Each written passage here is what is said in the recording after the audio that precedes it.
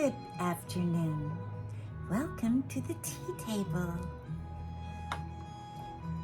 It is New Year's Eve 2023, and I just wanted to come and wish you all farewell to 2023 and hello to 2024.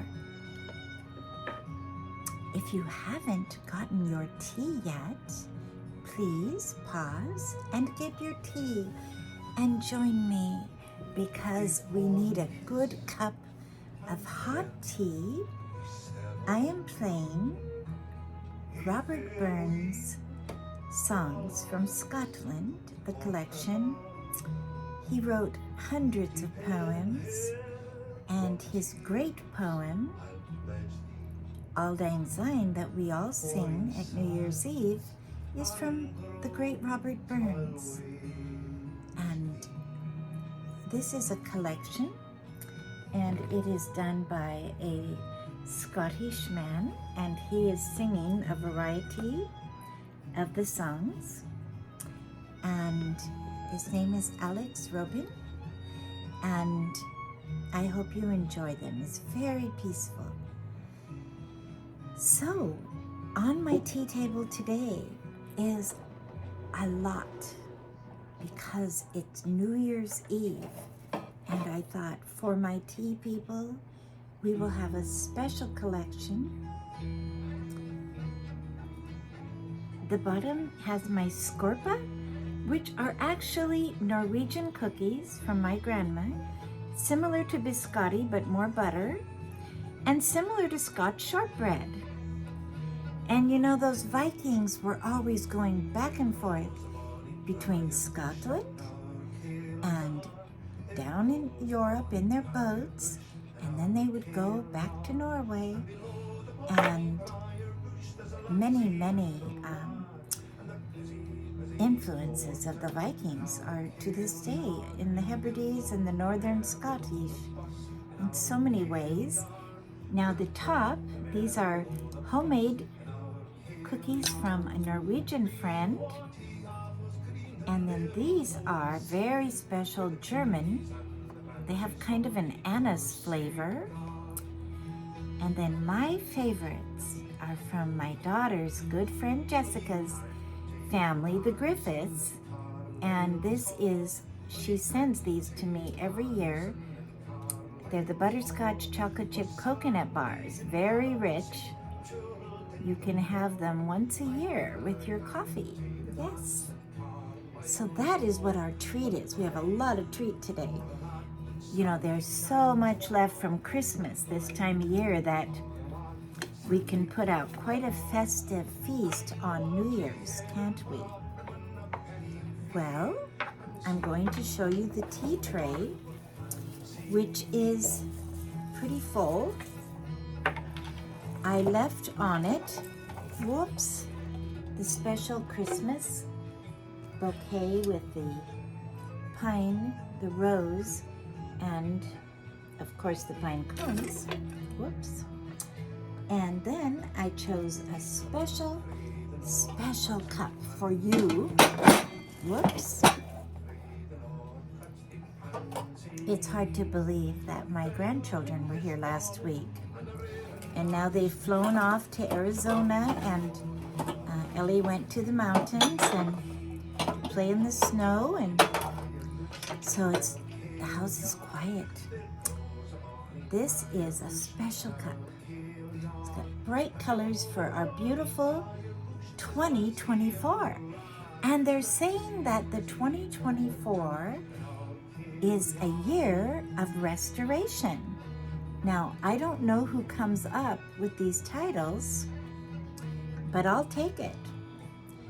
I think after COVID, some things were lost and we need them restored. So, whoa, this is so heavy, this teapot. This is my most wonderful Murchie's afternoon Buckingham Palace tea. Whoa, that is a heavy, I made that very full. We need a strong man to come and pour that tea today. I think think everyone's had so much Christmas. Everyone is taking, whoa, a rest.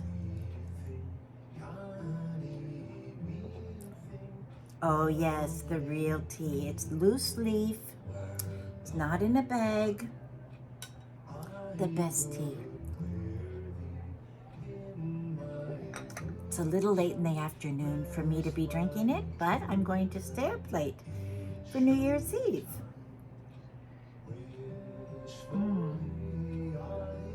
Oh my goodness, that is so good. That is fabulous. Murchie's, I think it's the Empress afternoon tea.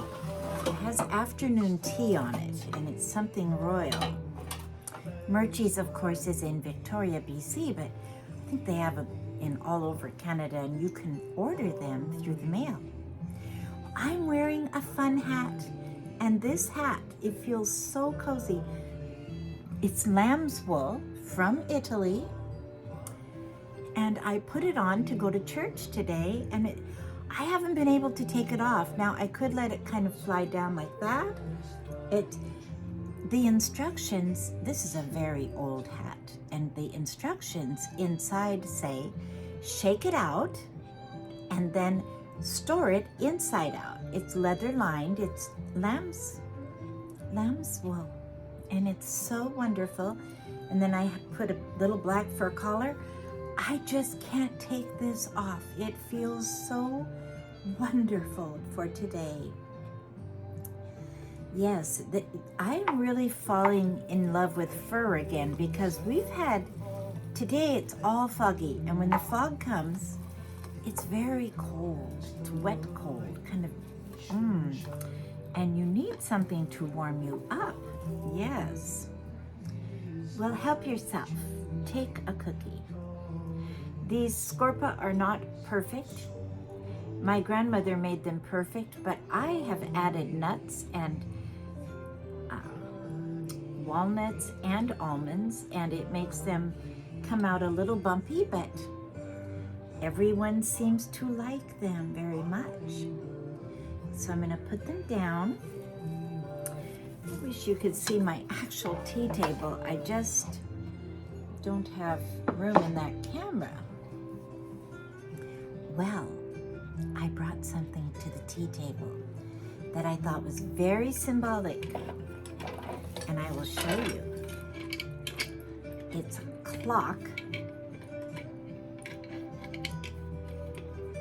It's a very nice clock, and inside it says Paris. It says the Louvre, Paris. So I'm sorry the ring is getting on it, but let's see, kind of like that. Isn't that beautiful? And the back is so beautiful. The French always make everything so nice.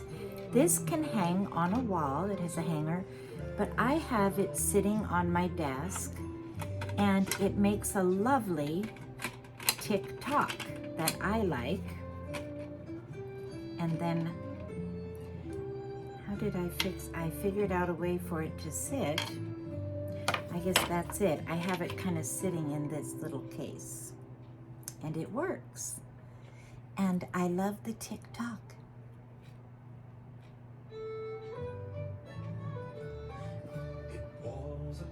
I really want a clock that plays the Big Bend melody at the hour and half hour. It has a gong.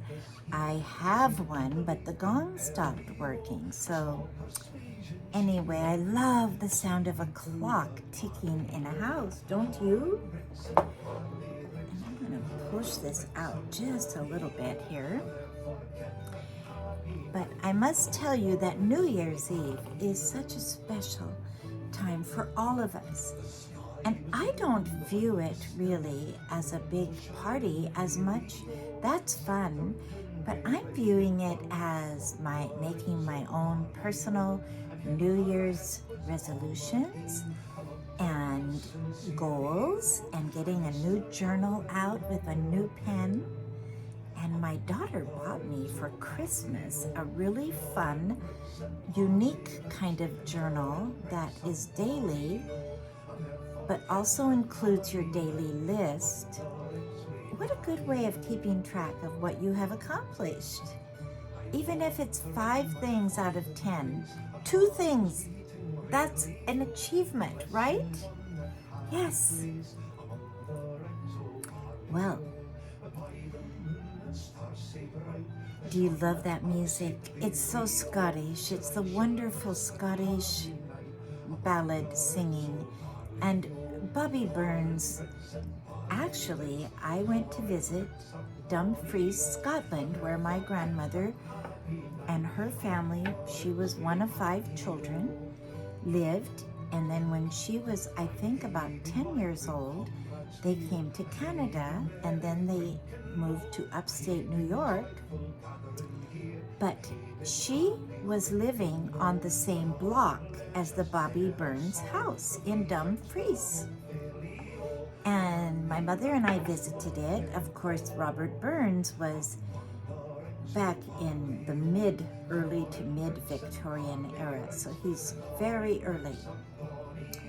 But he and Sir Walter Scott really established what Scotland is today in its character, its poetry. They brought out all the ancient stories, the border tales of Wallace and, of Robert the Bruce. And much had been kind of lost in Scotland, but Sir Walter Scott's grandmother told him stories, and so he put that into his beautiful books.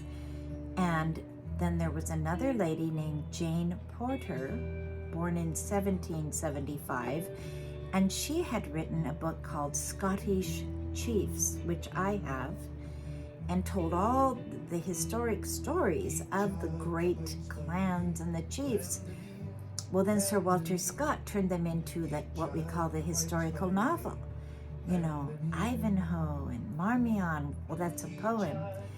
Great writer, wrote so much and made Scottish people proud again of their heritage. And the tartans came back, and the dances and the ceilidhs and the singing and it had all been there, but rather the rest of the world didn't really know about all of the greatness of Scotland. And so Sir Walter Scott, who wrote these books, and along with Robert Burns, called The Poet of Scotland.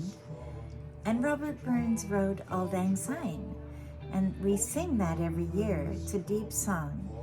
But he wrote hundreds of poems about the Highlands are my homeland, and so many beautiful, he loved his country. He was a real patriot. And he made everybody else love their country and be proud of it. So he is beloved beyond. And they call him Bobby Burns, Robert Burns. He just had the total gift of poetry. He spoke in rhyme. It's a gift. It's a gift from God.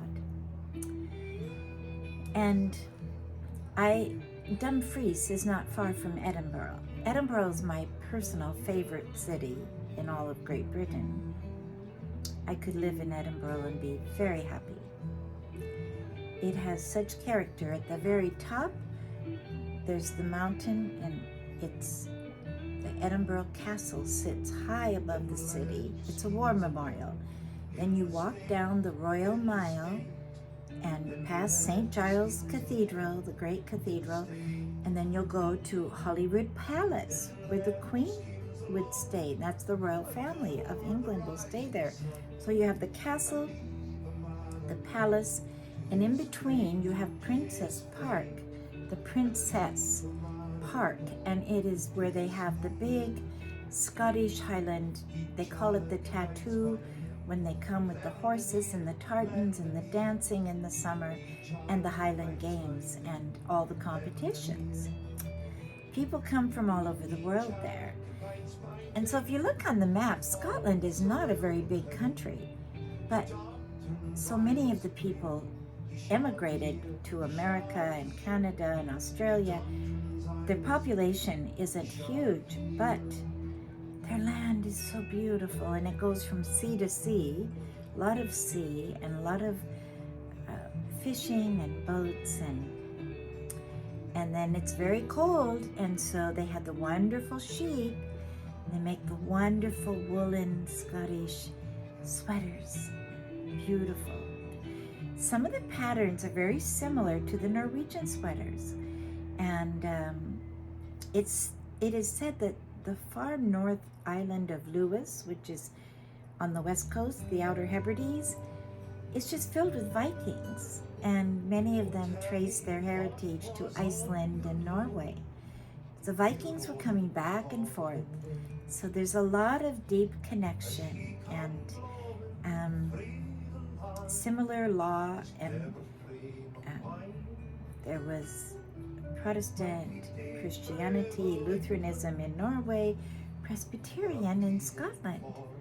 And that's where we get the concept of a presbytery, of representative government and representative voting. That comes from Scotland. It came from Scotland to America. And actually it originated in John Calvin's Geneva, when he wanted to create a perfect Christian city. Well, there's no such thing, but he tried. And he did achieve a certain level. And it included representative government. So you wouldn't have one power controlling all of the other people. You had three. You had the courts of law, holding up the law. Then you would have the elected president, prime minister, leader. And then you would have what we would call like our Senate and our House of Representatives. And if you take that concept way back, it goes back to Moses and the Bible. When Moses would have two representatives from each of the tribes come together as elders to make decisions. So it's called a balance of powers, and it creates a culture and society where everyone has value. Even the smallest person has a say through their vote and then through voting for their representative. Now, nothing is perfect in this world, but it's the best we have, and it's better. It's created freedom for so many people all over the world. It's created the opportunity for people to lift themselves up, have a private business, establish themselves financially, prosper, grow, and increase for their family, for the next generation. And that's really the way it should be. That's what God's plan is. And that's what the new year is. 2024 is going to be the best year yet. I really believe it. And I wanted to talk to you about the fact that when I was young, the church that I was raised in, we always had a New Year's Eve service. And it would start at 7. Everyone would come together and sing and worship briefly. And then they would go to the fellowship hall and have food and fellowship and greetings and wonderful time. Our church, in those days, the church was a real community. I mean, I was a member of a very large church in Tacoma, and 500 to 1,000 people.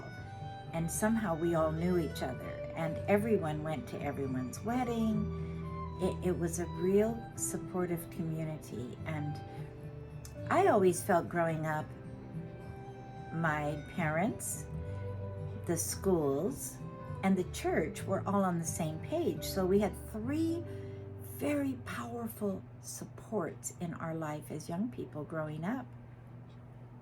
And we had a big youth group, and then we had other churches we would get together with and their youth groups, and did a lot of fun skiing and went ice skating and had a lot of opportunities. And I'm still friends with many of those people. Isn't that special?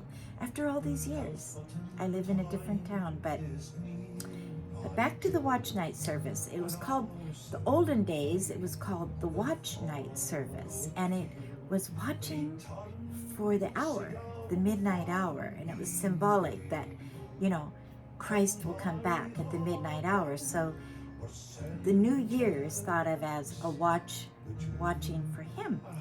Well, then we would go back in the sanctuary, and for the last maybe 45 minutes, right before midnight, we would gather and sing, and the minister would, everyone had a candle, and they would dim the lights.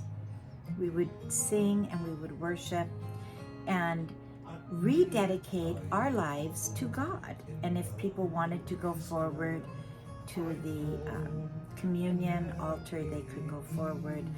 But it was very beautiful. It was very meaningful. It was very, very precious. And then as you're driving home, and then of course the boys all have firecrackers, and firecrackers are going off and all the fireworks, but you feel full. You've had a time of reflection, a time to sing and worship, a time to fellowship with your friends. And it's kind of the conclusion of this wonderful week long between Christmas and New Year's. However, I want to share something even deeper and richer. Today on the church calendar, it is considered the 7th day of Christmas. And the 14th day is, the 12th day is the 6th of January, which is Epiphany, and that is the complete Christmas. But on the 7th day, Mary comes for her purification to the temple. And it's all part of what was the tradition at that time. And then Epiphany, the 12th night, or the January 6th, that represents the star. And I love that, and we'll talk about that next week. But I have this beautiful star, and I just love it. And I think that's the Epiphany star. Actually, this holds some beautiful blue, Christmas velvet blue and gold stockings. It's a holder. But I think the design of this is just so beautiful. It's the Bethlehem star. And it's the star of light. Everything in Christmas is light. We talked about Advent, the 4 Sundays in Advent: love, joy, hope, and peace. And then Christmas Eve, we light the Christ candle.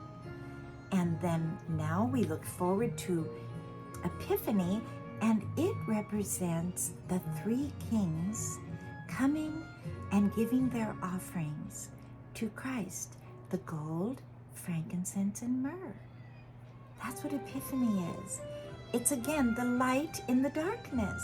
It's the hope. It's the future. It's looking on to the next. It's perfect. It's the first big celebration in the new year. It's celebrating Epiphany, light. And Epiphany is a Greek word. Look it up and study it, because it's the word of, you've heard people say, oh, I had an epiphany, I had a revelation. It's the revealing. It was the revealing of the Son of God to the world. Isn't that beautiful? All of these holidays we celebrate are Christian, Christ-centered, holy days, really. And we've lost a lot in modern Western culture. There's a dumbing down, kind of a minimalist view, and everything is scrunched. But in the past, it was, how beautiful can we make these holidays? How rich can we understand? Because it is teaching the next generation that there is a God. He created you. He loves you. He has a plan for your life. He will help you through the bumps of life. It's so positive. All of the holidays are so positive.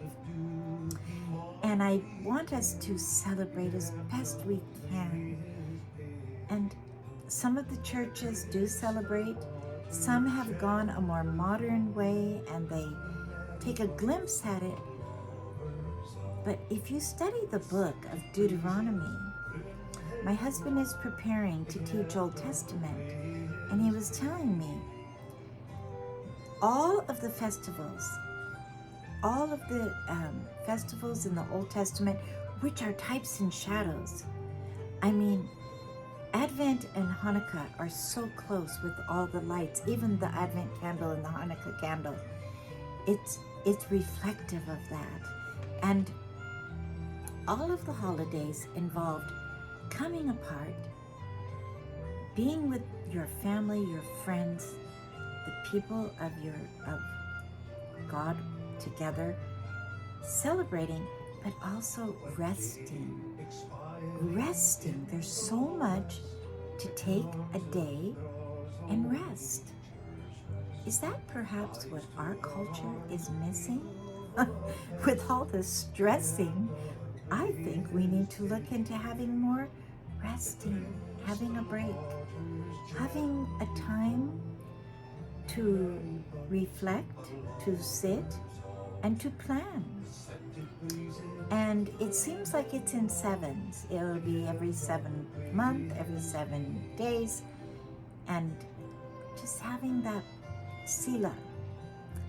The word Hebrew in Selah, it's used as a musical term in the Psalms. You'll read several verses and it'll say Selah. Well, what that is, a human being can only take so many words. And then you need to pause and think about what you have just heard so you can take it in, right? That's what Selah is.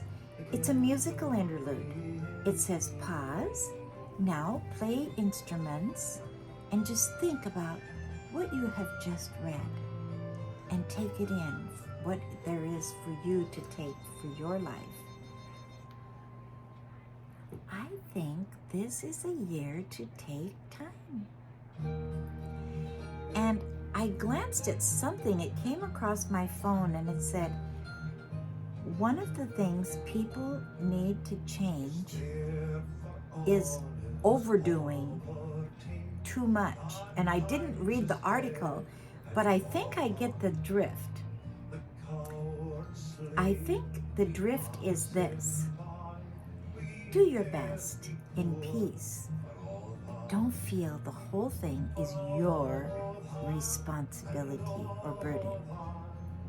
Move in shalom. Move in peace. In your relationships with others, listen more than you talk. Pause more than you run, and you will do a better job. You will have more wisdom, and you will know the best thing to do next. Instead of moving so fast without thinking, we get ourselves all tied up in a lot of things we are not meant to even be involved in. I think it's wise to take more time. Take a good beat, a good rhythm in life. The heartbeat is God's beat. And we don't want our heartbeat to rush, and yet we don't want it to go too slow. It's a steady, strong, consistent beat. And rhythm is what makes life work. Thank you so much for joining me. I pray you will have a year of divine blessing and the rhythm of God in your heart and life, so that you maximize 2024 in the road of peace and blessing, and you will give so much light and love to others. You will have something to give others because you kept your cup full. That's a key. My husband is a psychologist. He's been in counseling for years. And way back when he first started, he told me, I know one of the keys. You must always keep your heart and life full and green and fresh, and give out to others from the overflow. And he said, don't ever go down into your deepest resource, because that's when people burn out and dry out. Keep that full and let the love splash out, let the kindness splash out, let the help splash out. And you will find that you will help more people that way than trying to be God and do everything for them that they don't even need. The goal is that they can do it for themselves.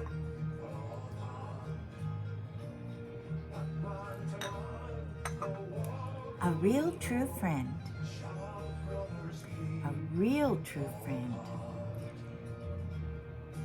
absolutely strengthens their friends' strengths. You don't want to ever strengthen people's weaknesses. It's a secret. Strengthen each other's strengths. Well, thank you so much for joining me. This tea is so wonderful. I wish you were right here with me. And I met some of my little tea people this week. Gunnar and Ella, these darling children. Oh my goodness. They came up and gave me hugs, and their hugs were so precious. And they're part of this tea talk, and they're beautiful children doing positive things. There's so much good news. There are so many good people. All of you. We are kindred heart tea friends forever.